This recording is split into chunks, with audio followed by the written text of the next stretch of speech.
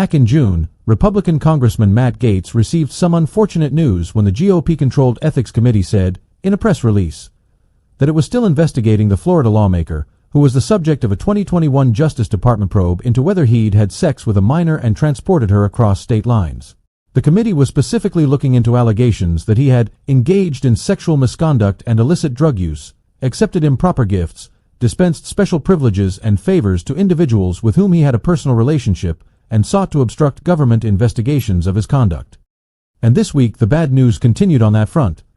On Friday, Notice reported that court documents filed the day prior cited affidavits from 3 eyewitnesses who said the congressman had attended a drug-heavy sex party in 2017 with the 17-year-old girl at the center of the alleged sex trafficking scandal.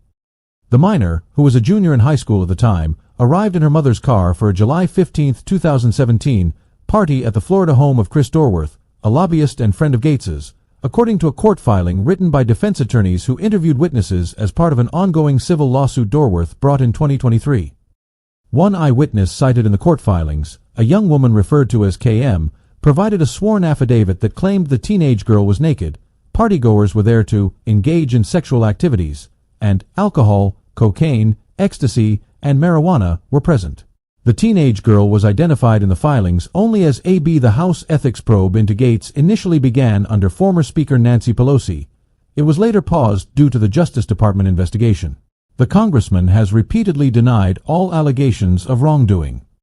In February 2023, prosecutors announced the decision not to charge the Florida lawmaker, and the House reopened its probe shortly thereafter.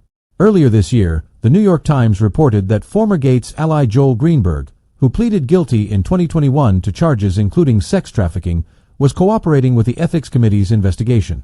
Vanity Fair has reached out to Gaetz's office for comment. The congressman does not appear to have